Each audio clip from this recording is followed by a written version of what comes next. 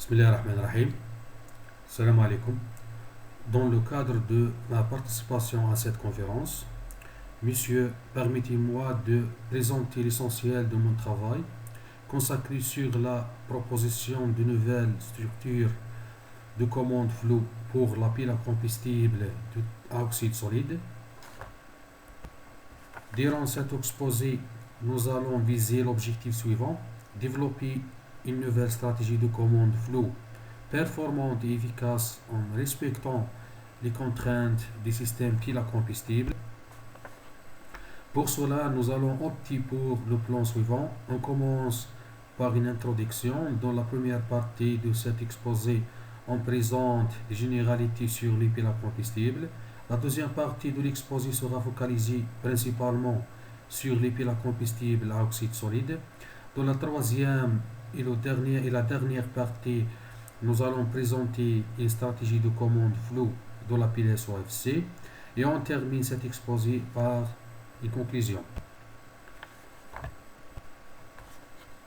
80% de l'énergie électrique produite dans le monde entier est issue des matières fossiles telles que le pétrole, le charbon, le gaz et le nucléaire. L'utilisation massive de ces matériaux menace réellement notre environnement. Une des principales solutions à ce problème est orientée vers le développement de nouvelles technologies capables d'utiliser d'autres sources d'énergie, dites renouvelables, et capables de gérer des puissances élevées. Parmi ces nouvelles technologies propres et efficaces, les piles à combustible. La pile à combustible peut être utilisée dans quasiment toutes les situations où l'énergie électrique est demandée. Nous distinguons principalement trois familles d'applications: les applications stationnaires, les applications de transport et les applications portables. Comme définition, la pile à combustible est un convertisseur électrochimique qui permet de transformer l'énergie chimique d'un gaz ou d'un liquide combustible en énergie électrique. Le combustible utilisé dans la plupart des piles à combustible est l'hydrogène. Une pile à combustible est constituée d'un empilement de cellules. Chaque cellule est constituée de 4 composants principaux. 2 électrodes poreuses sont le siège des réactions chimiques. Une oxydation à l'anode et une réduction à la cathode. Ces électrodes sont séparées par un électrolyte. De chaque côté de l'électrode, on trouve 2 couches de diffusion et 2 plaques bipolaires. Une cellule de pile à combustible fournit une tension faible, généralement de 0,5 à 1 volt. Pour obtenir une tension de sortie correspondante à la charge électrique placée aux bornes de la pile, il est nécessaire d'empiler plusieurs cellules en série pour former un stack. Cette figure-là donne une illustration schématique d'une cellule de pile à combustible.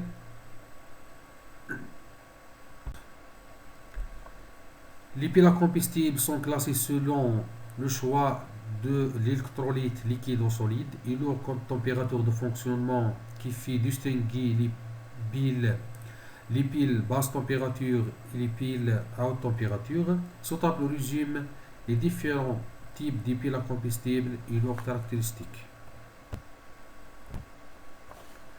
Dans la suite de cet exposé, nous intéresserons uniquement à la pile à combustible de type SOFC. Nous avons choisi la pile SOFC pour les raisons suivantes. La figure suivante représente un diagramme de fonctionnement d'un système pile à combustible à oxyde solide. Ici, nous prenons le cas d'hydrogène comme combustible et l'oxygène comme carburant. La première étape dans la compréhension du fonctionnement d'un pile à combustible est de définir ses performances idéales. Une fois les performances idéales déterminées, on pourra déduire et calculer les pertes pour décrire le fonctionnement réel. La tension de sortie d'un stack VS de n piles unitaires reliées en série est définie comme suite. Avec la tension d'une cellule égale à la tension théorique les pertes qui sont les pertes ohmiques les pertes d'activation et les pertes de concentration.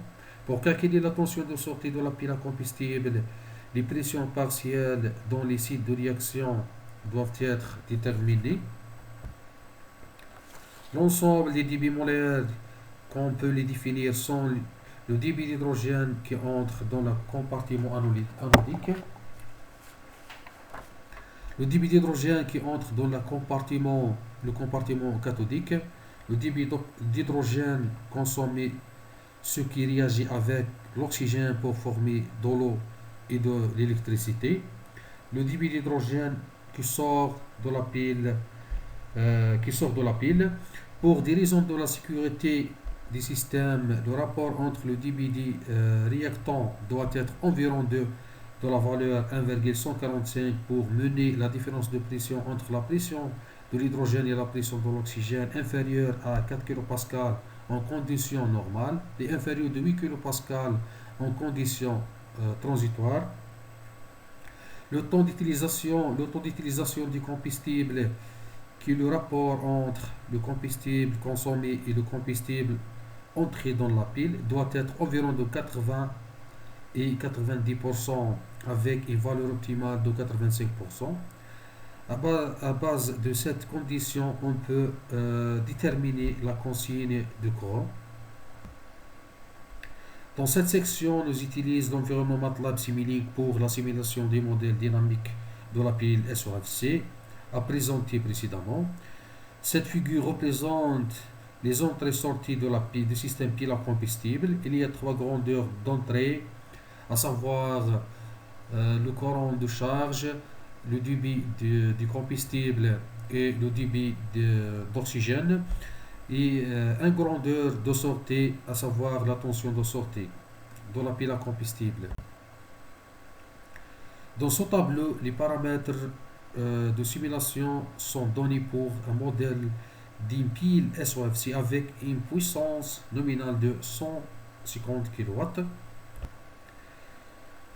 Les courbes de ces figures représentent les caractéristiques courant-tension et les caractéristiques courant-puissance de notre modèle à des différentes valeurs de débit de combustible. Pour maintenir une tension constante, taux d'utilisation et le rapport entre l'oxygène et l'hydrogène doit être dans des plages de sécurité. Plusieurs travaux, ils ont utilisé la commande flow d'une façon à insérer un seul contrôleur flow pour le débit d'hydrogène.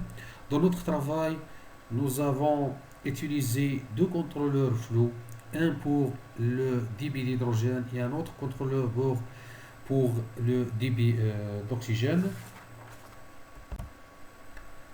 Nous avons choisi les fonctions d'appartenance pour QF et QO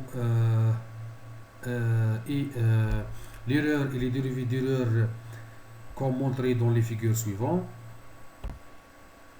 Le tableau suivant représente les règles flow des deux contrôleurs. Pour les résultats de simulation, en fonctionnement standard, le courant de charge du système SOFC est de 375 ampères. La tension de référence est supposée être fixée à 305 volts. Pour vérifier les performances du système SOFC, nous modifions le courant de charge par pas de 50 secondes dans une plage de 300 à 600 ampères. Lorsque le courant de charge change, la tension de sortie change rapidement, puis revient à la valeur de référence. Le taux d'utilisation de combustible retourne aux plages de sécurité. Les figures suivantes représentent le débit d'hydrogène et le débit d'oxygène et aussi le rapport oxygène-hydrogène.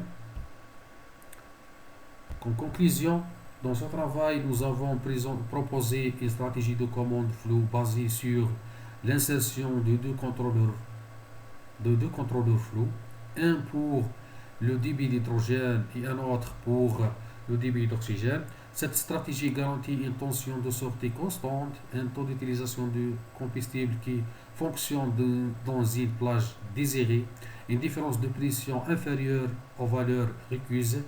Les résultats des simulations montrent la précision et l'efficacité de la stratégie de commande. Et merci de votre attention.